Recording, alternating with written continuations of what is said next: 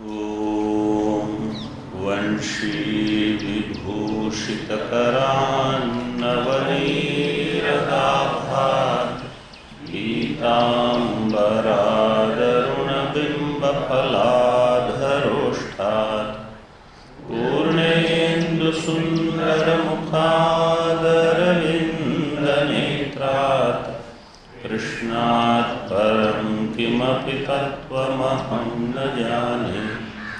शङ्करं शङ्कराचार्यं केशवं बादरायणं सूत्रभाष्यकृतौ वन्दे भगवन्तौ पुनः पुनः। ईश्वरो गुरुरात्मेति मूर्तिभेदविभागिने व्योमवद्व्याप्तदेहाय दक्षिणामूर्तये नमः। ॐ शान्तिः शान्तिः शान्तिः।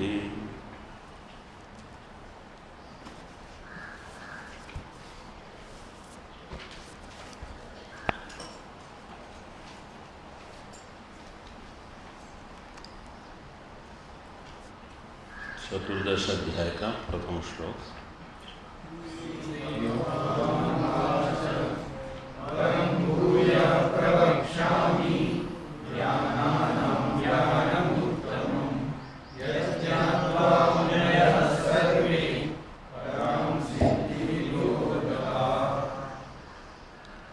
ज्ञानानां ज्ञानमुत्तमम्, ज्ञानों में जो उत्तम ज्ञान है उसको प्राप्त करके मुनयः परां सिद्धिं गताः। परां सिद्धिं का अर्थ किया था मोक्ष, और मुनयः ये कौन है? मननशीला, सन्यासिनः मननशीला। मनन का अर्थ यहाँ मनन निधिध्यासन दोनों लेना है।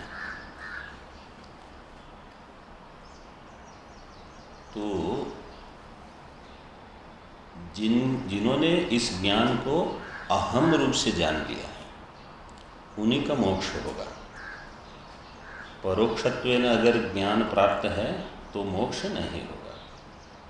जैसे ब्रह्म ऐसा है, ब्रह्म सत्य है, ब्रह्म ज्ञान स्वरूप है, ब्रह्म अनंत है, ब्रह्म जगत का कारण है, ब्रह्म निर्विकार है, निर्विशेष है। जो जो ब्रह्म के लक्षण हैं, केवल इसको जानने मात्र से मोक्ष नहीं होगा।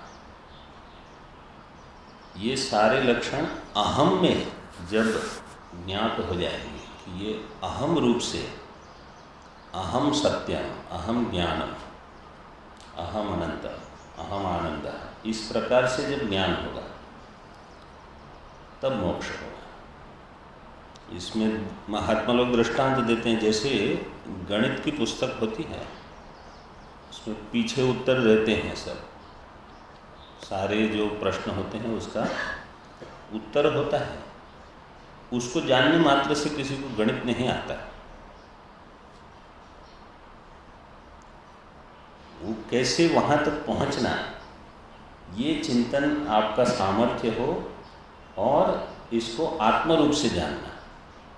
ब्रह्म का उल्लेख जहाँ शास्त्र में होता है वो प्रथम पुरुष के रूप में होगा। ब्रह्म अथवा आत्मा ऐसा है, न जायते मर्यते वा विपश्चित नायं कुतश्चित्। तो ये ब्रह्म अथवा आत्मा प्रथम पुरुष रूप में बताया जाता है। इसको उत्तम पुरुष के रूप में जानना कि मेरा लक्षण वो है मुनि, उनका मोक्ष होगा, अन्यों का नहीं होगा। वो स्पष्ट कर दिया। आगे देखिए अब, ठीक है। मतलब इसको हमेशा, इसलिए पूर्व अध्याय में क्या कहा? ध्यानेन आत्मनि पश्यन्ति केचिद आत्मानम आत्मना। इनको भाष्यकार ने कहा ये उत्तम अधिकारी है। फिर अन्य सांख्येन योगेन इनको कहा ये द्वितीय कोटि के हैं। और कर्मयोगे न चापरे ये तृतीय। और जो अन्य से सुन के करते हैं, जो स्वयं चिंतन में समर्थ नहीं है, वो हीनतरा कर दिए। ऐसे 4 विभाग किए थे। तो वो ध्यानेन आत्मनि पश्यति, वो मुख्य जो मुनि जो है उनके लिए है। ज्ञान फलस्य, द्वितीय श्लोक की टीका, ज्ञान फलस्य कर्मफल वैलक्षण्यम आह। ज्ञान फल कर्म फल से विलक्षण कैसे हैं, अब वो बताते हैं। अस्याश्च सिद्धेरैकान्तिकत्वं दर्शयति। सिद्धि का अर्थ है मोक्ष। मोक्ष किसका फल होगा? ज्ञान का। ज्ञान का फल होगा मोक्ष। यह जो मोक्ष रूप सिद्धि है वो कैसी है? ऐकांतिकत्वम, सिद्धि में रहेगा ऐकांतिकत्वम। सिद्धे है क्या विभक्ति है? षष्ठी। तो षष्ठी निकाल दीजिए, ऐकांतिकत्व में से तो निकल जाएगा। तो क्या हो जाएगा? सिद्धि कैसी है? ऐकांतिका। मतलब जब जब ज्ञान होगा, जैसे पूर्व श्लोक में कहा, पूर्व अध्याय में भी कहा, तो उसका फल मोक्ष ही होगा। यह है ऐकांतिकत्व। इसमें व्यभिचार नहीं है, क्योंकि व्यभिचार के लिए क्या शब्द हम प्रयोग करते हैं? अनैकांतिकत्व। तो यहाँ अनैकांतिकत्व नहीं है, व्यभिचार नहीं होगा।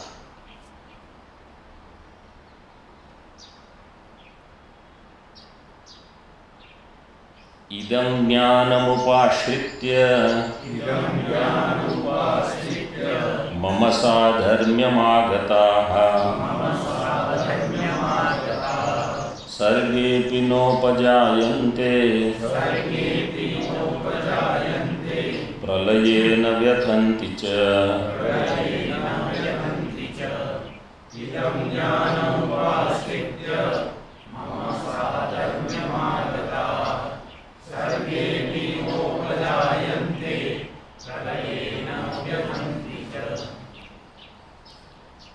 इदं ज्ञानम उपाश्रित्य,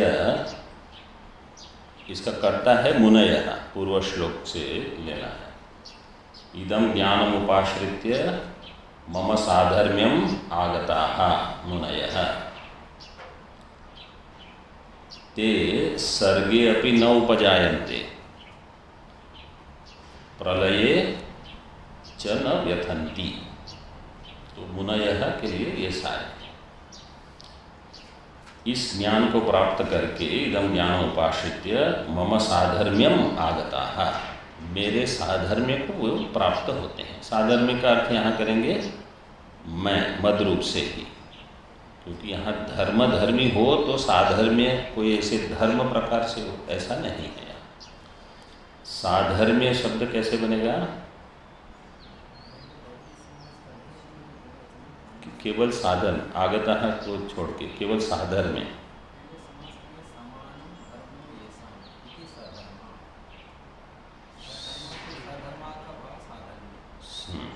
स्वधर्मा का भाव साधर्म्य करेंगे। गुणवचन ब्राह्मणादिभ्य शय प्रत्यय वहाँ लगेगा। और आदि वृद्धि तद्वितेषु अचामादे है, आदि वृद्धि करेंगे। फिर अकार का लोप यस्यति जैसे करके साधर्म्यम आगता।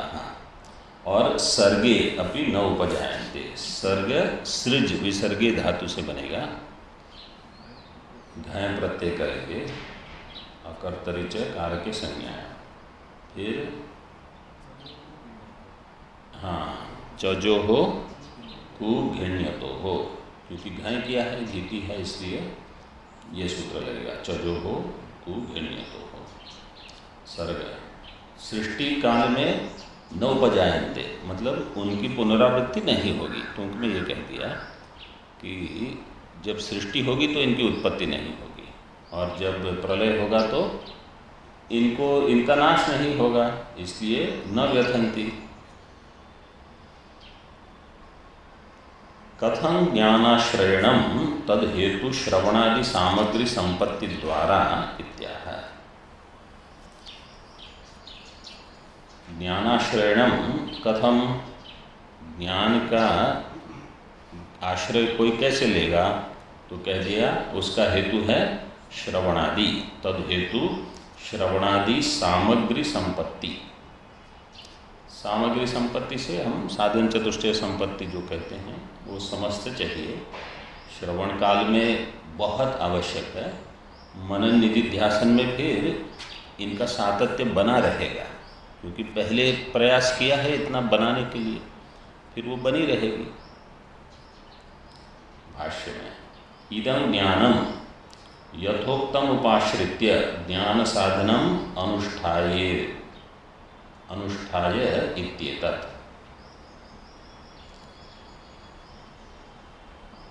ज्ञानम यथोक्तम, जो पूर्व में कहा वह ज्ञान, उपाश्रित्य, उसका उपाश्रयण कैसे करेंगे, ज्ञान साधन का अनुष्ठान करके, ज्ञान साधनम अनुष्ठाय, तो श्रवणादि करके और विवेक वैराग्य। इसमें जैसे षट संपत्ति को अगर हम लेते हैं तो विवेक तो रहता ही है, जो श्रवण करेंगे उनमें, तभी वो संसार के पीछे नहीं दौड़ते हैं, अध्ययन करेंगे, ये तो हो गया। फिर षट संपत्ति में श्रद्धा कुछ हद तक तो आवश्यक है, तभी पढ़ेंगे, तितिक्षा होगी, मुमुक्षा भी है। किस चीज़ की कमी हो जाती है, शम, दम और वैराग्य, मन की शांति नहीं बनी रहती, मन के ऊपर इतना नियंत्रण नहीं होता, ये एक विक्षेप का क्षेत्र है। इसी प्रकार इंद्रियां, क्योंकि इनका स्वभाव है बहिर्गमन का, परांची खानी, इंद्रियाणी परांची, वो बाहर जाने का उनका स्वभाव है। तो यहाँ इन दोनों के कारण वैराग्य, जब विषय न हो वैराग्य हो तो ठीक है, लेकिन विषय अथवा देह में भी कुछ आपत्ति हो अथवा कुछ मानसिक संताप हो तो वैराग्य होने पर भी वो विचलित हो सकता है, उसको बनाए रखना ये कठिन है।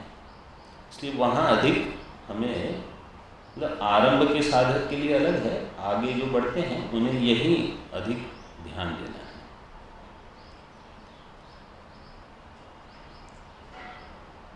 मम परमेश्वरस्य साधर्म्यम, अब साधर्म्य क्या है देखिए टीका में, साधर्म्ये गो गवयोरिव विद्वद ईश्वरयोरपि भेदः स्यात् इत्याशंक्य आह। जैसे गो और गवय में हम कहते हैं साधर्म्य है, दृष्टांत हम देते हैं, तो जैसे वहाँ है ऐसे ज्ञानी और ईश्वर इनमें भी साधर्म्य होगा, क्योंकि भगवान ने कहा मम साधर्म्यम आगता है, तो ऐसा ही कुछ साधर्म्य होगा। ऐसी शंका करने पर कहते हैं मत स्वरूपताम आगता है, मेरा ही स्वरूप उनको प्राप्त होता है, आगता प्राप्ता इत्यर्थः।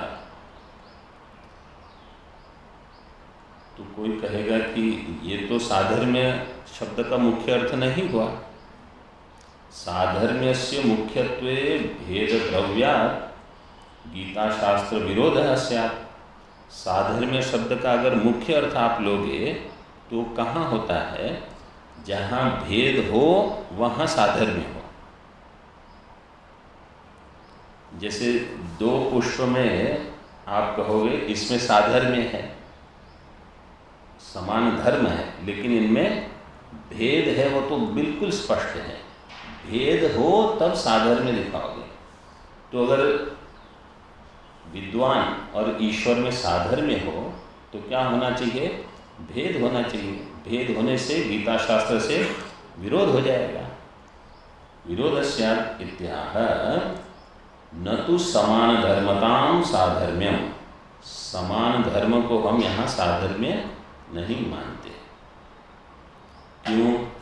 क्षेत्रज्ञेश्वरयोर भेदानुद्दीपकमात् गीता शास्त्रे। क्षेत्रज्ञ और ईश्वर में भेद का स्वीकार किया गया है कि नहीं? नहीं किया गया है। कब नहीं किया गया है? ज्ञान काल में। गीता शास्त्र में भेद नहीं, मतलब मैं क्षेत्रज्ञ हूँ तो मैं ही परमात्मा हूँ, और क्षेत्रज्ञ तो मैं हूँ ही, क्योंकि मैं इस क्षेत्र को जानता हूँ। कहीं कुछ दर्द हुआ तो कौन सबसे पहले कौन जानता है? हम ही जानते हैं।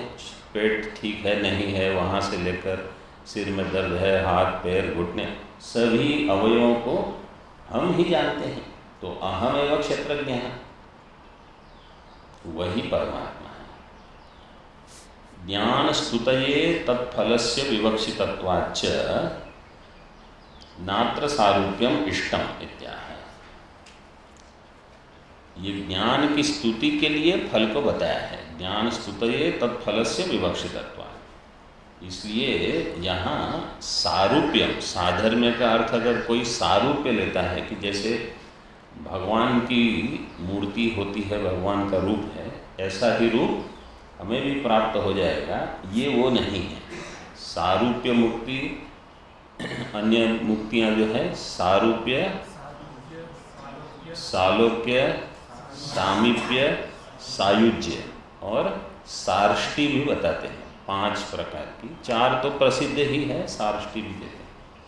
सार्ष्टि का अर्थ है ईश्वर के सदृश सृष्टि करने का सामर्थ्य आपको हो जाए।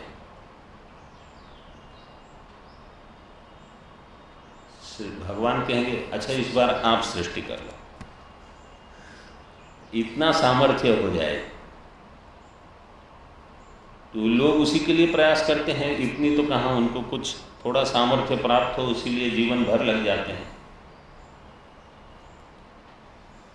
और अन्य तो प्रसिद्ध है सारूप्य, मतलब जैसे भगवान के पार्षद वर्णन करते हैं वो ऐसे ही होते हैं, चतुर्भुज।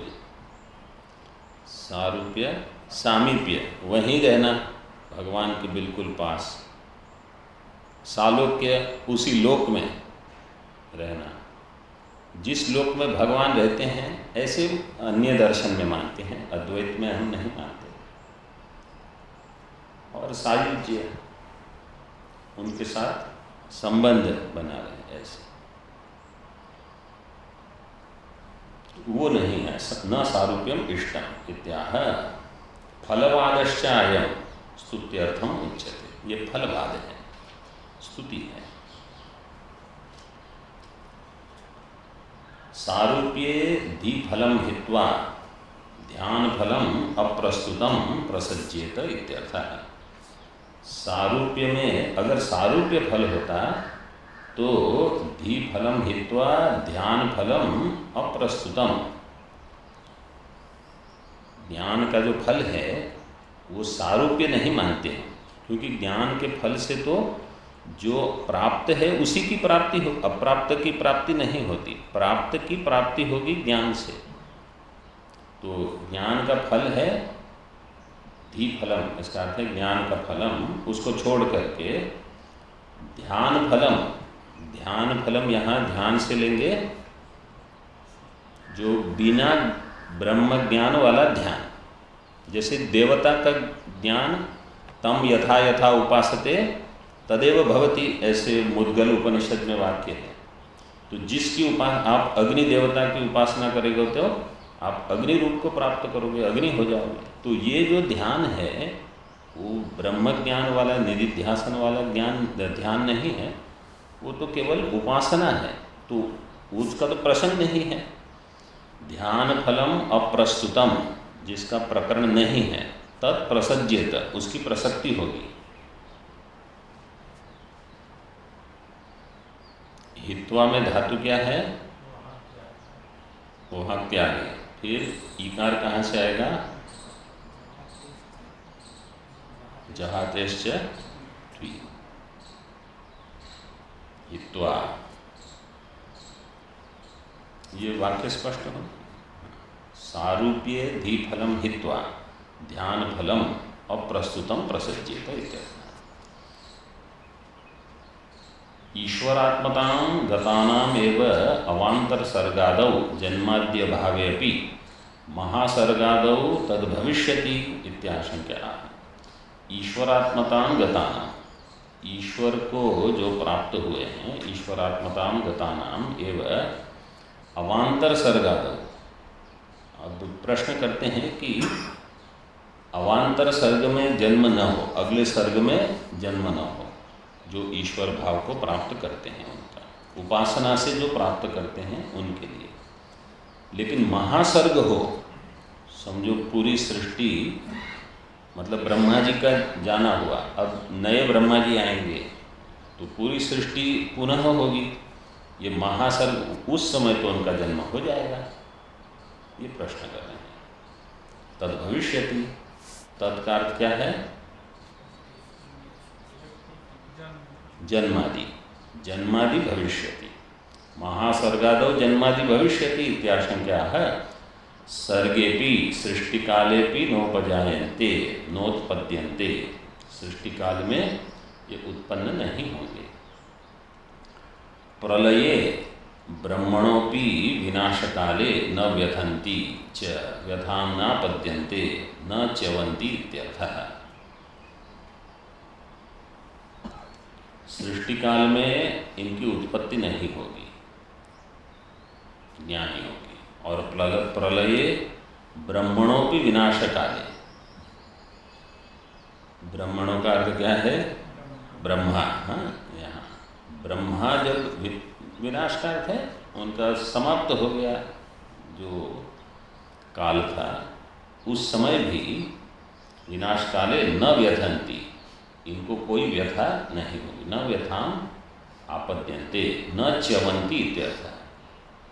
मतलब ज्ञान की निष्ठा कैसी हो? ऐसी हो कि जब पूरा ब्रह्मांड का नाश हो जाए तो भी मेरा कुछ नहीं बिगड़ेगा, ये बुद्धि दृढ़ हो।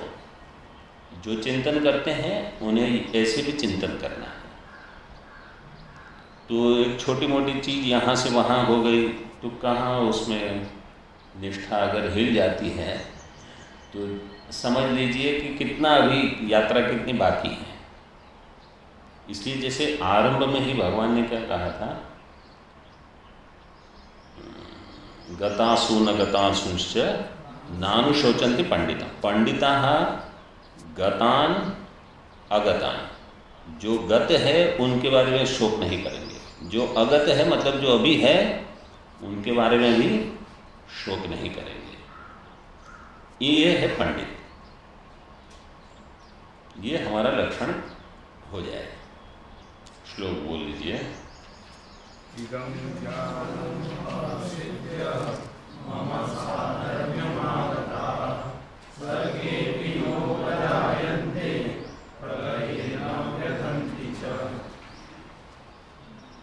ज्ञान स्तुत्या तदभिमुखायावहित चेतसे विवक्षितम अर्थम आह। ज्ञान की स्तुति भगवान ने कर ली। ज्ञान की स्तुति होने से अर्जुन भगवत अभिमुख हो गया। तद अभिमुखाय अवहित चेतसे, समास विग्रह कैसे करेंगे? अवहितम यस्य सह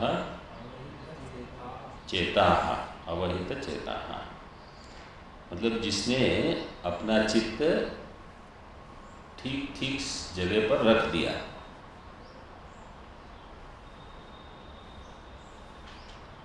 तस्मै अवहित चेतसे विवक्षितम अर्थम आह। भगवान विवक्षित अर्थ बताते हैं।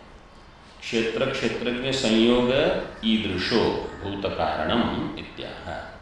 क्योंकि संगति में, अध्याय संगति में पहले कहा था क्षेत्र क्षेत्रज्ञ संयोगात् तद्विद्धि भरतर्षभ यावत् संजायते किंचित सत्वम स्थावर जंगम। तो उस सब की संगति यहाँ कैसे लगेगी वो बताते हैं।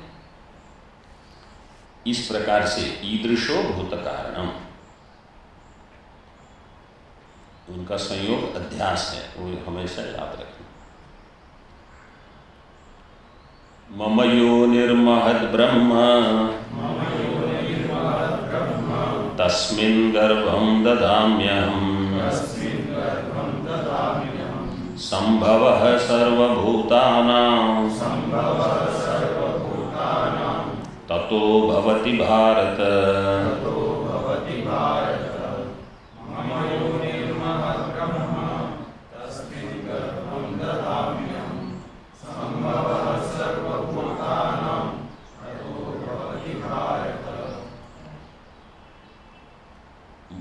इसका अन्वय लगभग ऐसे ही है। हे भारत, मम योनिर महद ब्रह्म तस्मिन् अहम गर्भम दधामि ततः सर्वभूतानां संभवः भवति। हे भारत, मेरी योनि, मम योनि ही कैसी है? वो महद ब्रह्म। महद ब्रह्म योनि के दो विशेषण दिए। फिर तस्मिन् अहम गर्भम दधामि। साधारण जैसे मनुष्य को समझ में आ जाए, ग्रहण में आ जाए, भाषा ऐसी भगवान ने प्रयोग की है।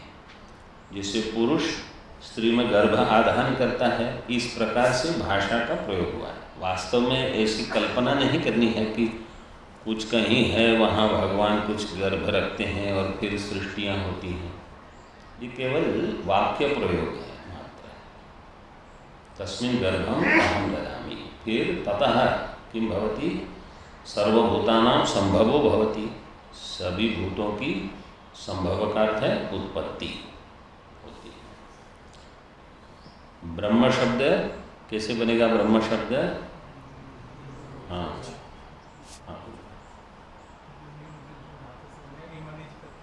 इमनिज प्रत्यय करेंगे। और ब्रूहि का ब्रह्म है कैसे होगा?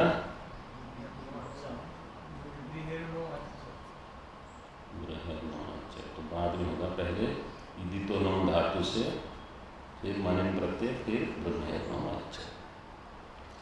ब्रह्म, यहाँ ब्रह्म शब्द का अर्थ क्या होगा?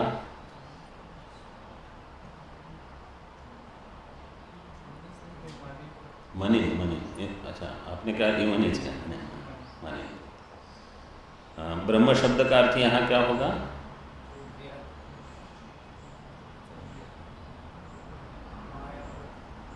हाँ, ये एक विशेष यहाँ प्रयोग हुआ है।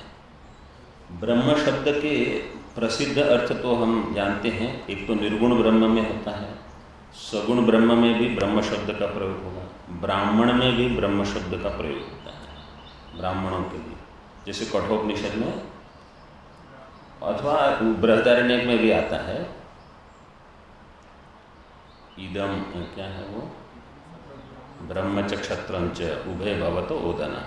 इस प्रकार से तो ब्राह्मण में भी होता है। वेद में ब्रह्म शब्द का प्रयोग होता है। वेदों को भी ब्रह्म कहा जाता है। तृतीय अध्याय में गीता में आया था।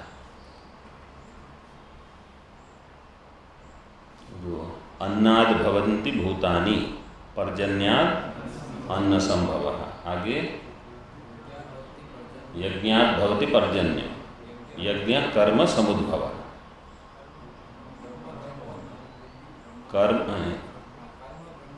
कर्म ब्रह्मोद्भवम इति। कर्म की उत्पत्ति कहाँ से हुई? ब्रह्म से। अब वहाँ ब्रह्म क्या लेंगे? वेद है। और यहाँ ब्रह्म शब्द का अर्थ है प्रकृति। तो ये ब्रह्म के कितने भिन्न भिन्न अर्थ हैं। तो जहाँ कहीं भी ब्रह्म शब्द देखा तो निर्गुण ब्रह्म सीधे निगमन नहीं करना।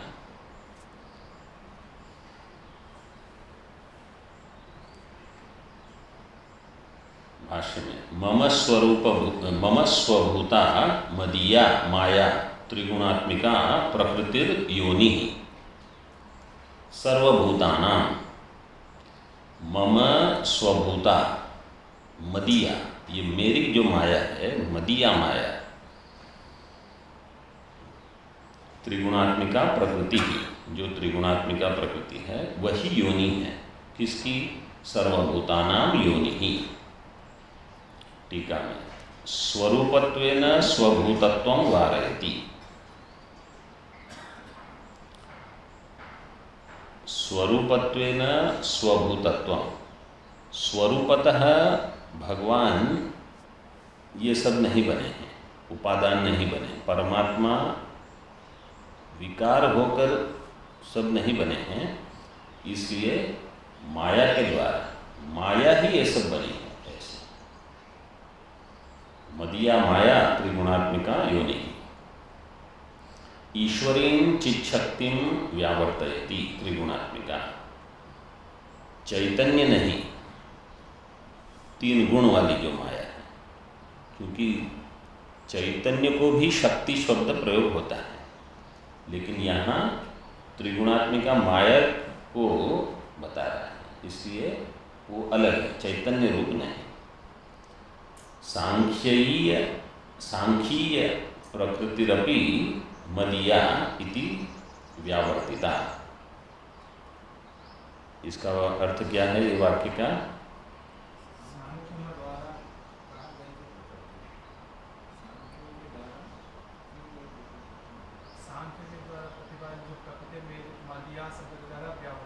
हाँ, मदीया इति शब्देन सांख्यीय जो प्रकृति है उसका व्यावर्तन हो गया। कैसे व्यावर्तन हो गया?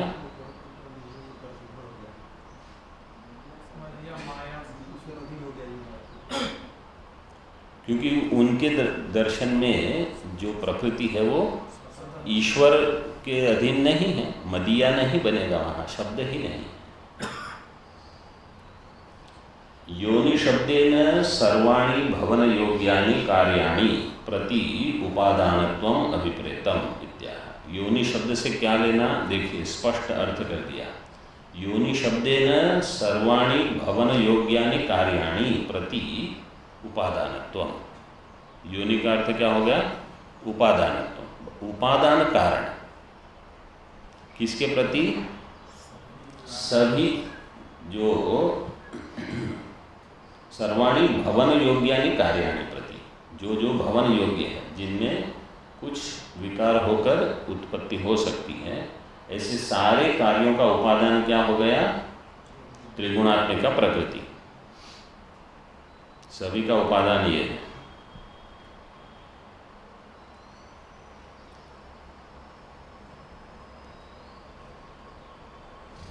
भाष्य में सर्वभूतानां, हाँ, योनि के बाद सर्वभूतानां सर्वकार्येभ्यो महत्वात् भरणाच्च स्वविकाराणां महद्ब्रह्मेति योनिरेव विशिष्यते। सर्वभूतानां सर्वकार्येभ्यः, सारे भूत से ले लीजिए, सारे कार्य, जो जो कार्य वर्ग है सभी, महत्वात् भरणाच्च। दो विशेषण है श्लोक में, क्या क्या है? महद ब्रह्म, महत के लिए महत्वात् महत, क्योंकि वो महान है, व्यापक है। और ब्रह्म की व्युत्पत्ति क्या दे दी? भरणात्, भरणात् ब्रह्म। जैसे हम कहते हैं बृहत्तमत्वात् ब्रह्म, इसी प्रकार भरणात् ब्रह्म। लेकिन यहाँ ब्रह्म का अर्थ क्या है? प्रकृति। तो कौन भरण कर रहा है? प्रकृति। किसका? उसके कार्यों का। त्रिगुणात्मिका प्रकृति के जो कार्य है उनका भरण कौन करेगा? प्रकृति करेगी, जो उनका उपादान कारण है। तो भरणाच्च स्वविकाराणां महद ब्रह्म इति योनिरेव विशिष्यते। योनि ही एवं विशिष्यते। विशेष्य क्या हो गया? हाँ, विशेष्य क्या है? योनि। विशेषण क्या हो गए? महद और ब्रह्म।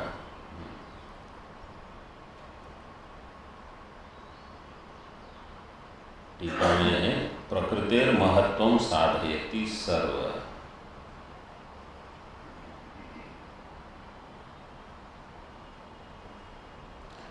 तो सर्व कार्येभ्यो, वो जो है प्रतीक वो इसके लिए है।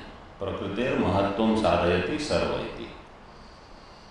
सर्व कार्य व्याप्तिम आदाय योनावेव ब्रह्म शब्द है।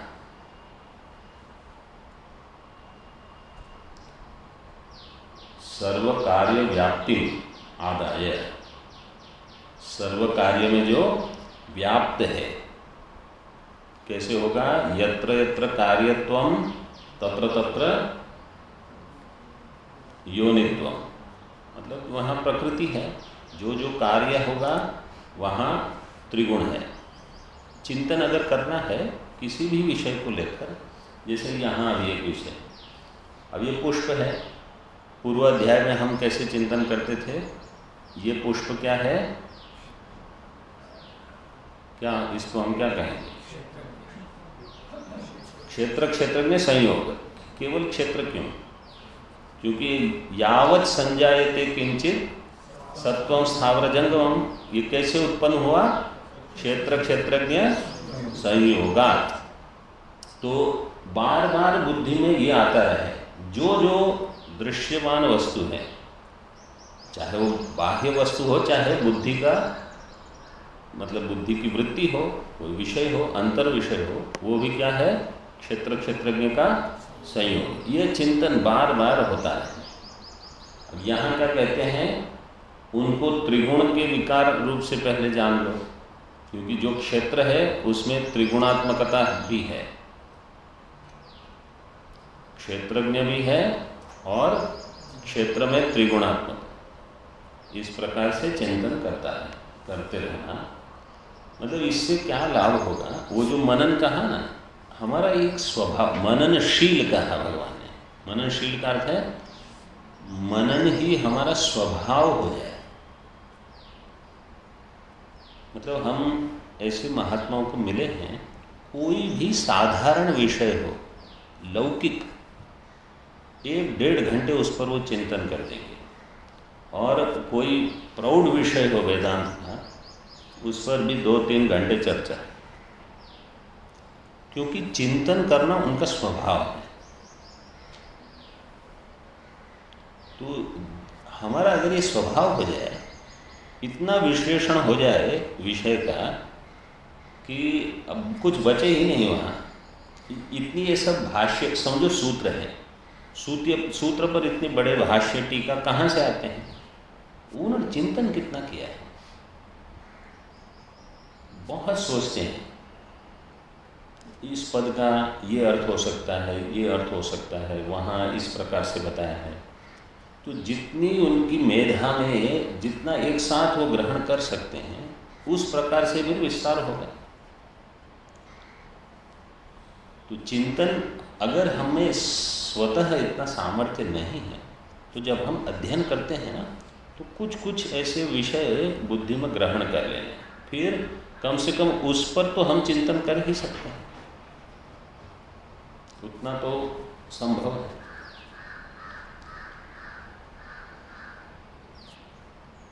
सर्व कार्य व्याप्ति आदाय योनाविव ब्रह्म शब्द, योनि में ही ब्रह्म शब्द का प्रयोग हुआ है। लिंग वैषम्यात् महद ब्रह्म इत्यर्थांतरम किंचित इत्याशंक्य आह। कोई कहेगा यहाँ तो लिंग भेद है, क्योंकि योनि शब्द स्त्रीलिंग में है और ब्रह्म शब्द नपुंसक लिंग में चलता है।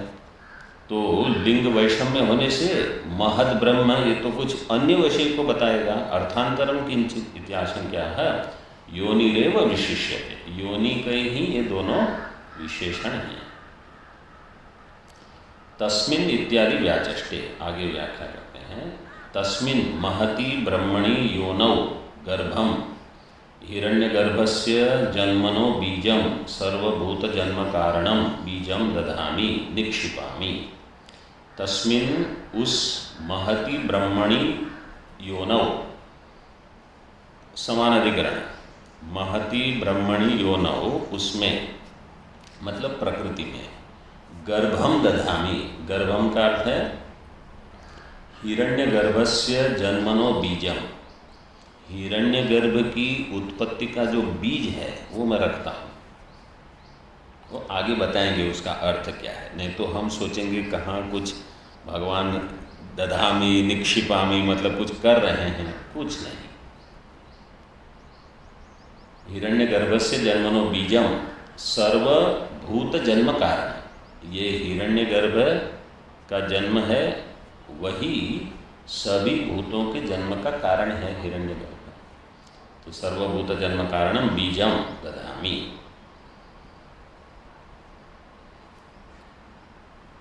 भगवान इसका अर्थ क्या है देखिए टीका में, ईदृशस्य क्षेत्र क्षेत्रज्ञ संयोगस्य भूत कारणत्वम इति वक्तुम उपक्रम्य किमिदम अन्यद आदर्शितम इत्याशंक्य आह। ईदृशस्य क्षेत्र क्षेत्रज्ञ संयोगस्य भूत कारणत्वम इति वक्तुम उपक्रम्य। उपक्रम पूर्व श्लोक के भाष्य के आरंभ में भगवान ने कहा कि इस चतुर्दश अध्याय की संगति त्रयोदश अध्याय के उस क्षेत्र क्षेत्र में संयोग वाला जो श्लोक है यावत् संजायते किंचित उसके साथ है। अब वो बताने के बदले आप तो अन्य अन्य कुछ बता रहे हैं। तो ये प्रश्न है, ईदृशस्य क्षेत्र क्षेत्रज्ञ संयोगस्य भूत कारणत्वम इति वक्तुम उपक्रम्य, ये तो आपने उपक्रम कर दिया। अब किमिदम अन्य आदर्शितम, कुछ और ही कहाँ बता रहे हैं आप। इति आशंका है, क्षेत्र क्षेत्रज्ञ प्रकृति द्वय शक्तिमान ईश्वरो अहम अविद्या काम कर्मोपाधि स्वरूपानुविधायिनम क्षेत्रज्ञम क्षेत्रेण संयोजयामि इत्यर्थः। ये बीजम दधामि जो कहा उसका अर्थ ये वाक्य है, क्षेत्र क्षेत्रज्ञ प्रकृति द्वय शक्तिमान कौन है, ईश्वर है।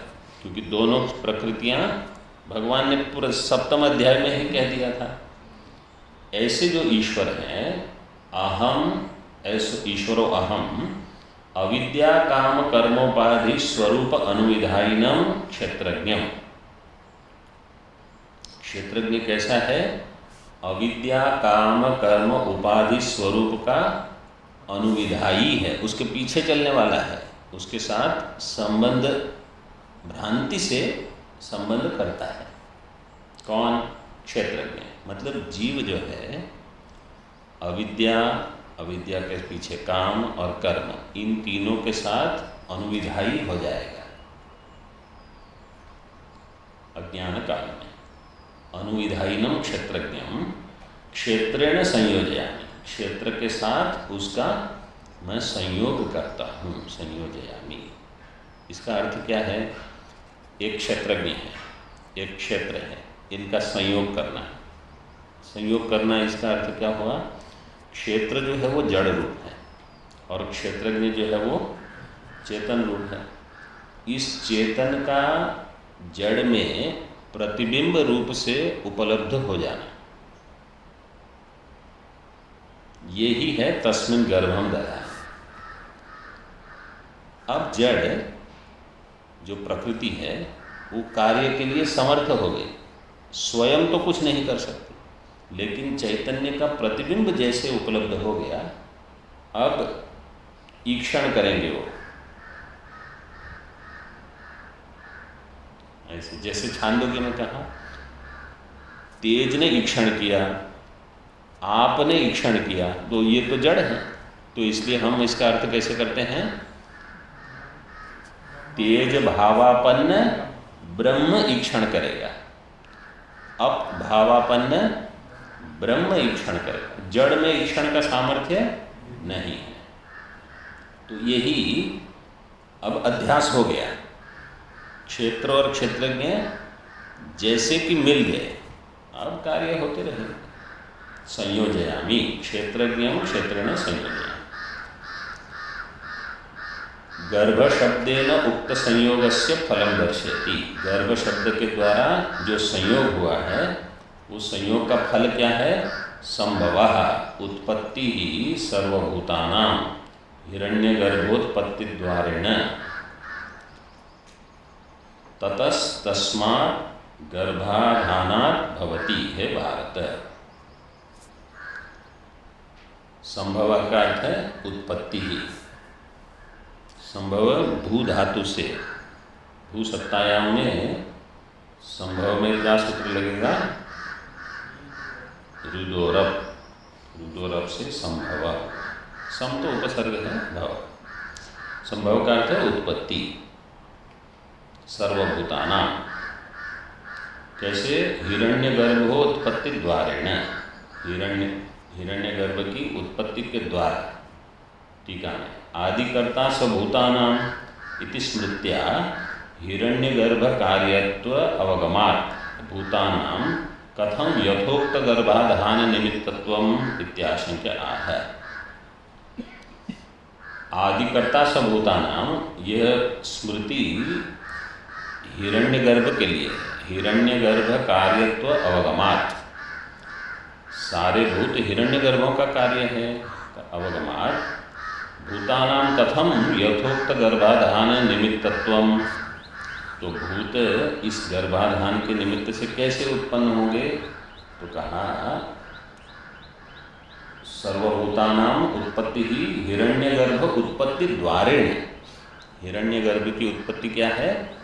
द्वार है अन्य भूतों की उत्पत्ति के प्रति।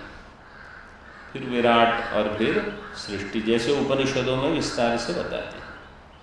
ततस्तस्मात् गर्भाधानात् भवति, हे भारत, उस गर्भाधान से हिरण्य गर्भ की उत्पत्ति के द्वारा सर्वभूतानां उत्पत्ति संभवो भवति। श्लोक बोल लीजिए।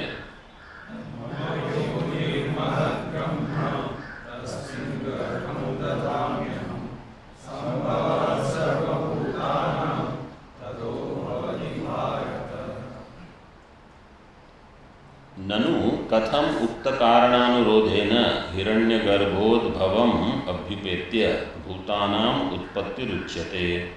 देवादि जाति विशेषेषु देह विशेषाणां कारणांतरस्य संभवात् तत्र। उक्त कारण के अनुरोध से हिरण्यगर्भोद्भवम् अभ्युपेत्य, समस्त भूत हिरण्यगर्भ से उत्पन्न होते हैं, इसको स्वीकार करके तो देवादि जाति है, इनकी उत्पत्ति तो देह विशेष से होगी। देवादि जाति विशेषेषु देह विशेषाणाम, वहाँ तो कोई अन्य कारण हो, कारणांतरस्य संभवात् तत्र आह। ओम पूर्णमदः पूर्णमिदं पूर्णात् पूर्णमुदच्यते पूर्णस्य पूर्णमादाय पूर्णमेवावशिष्यते। ओम शांति शांति शांति।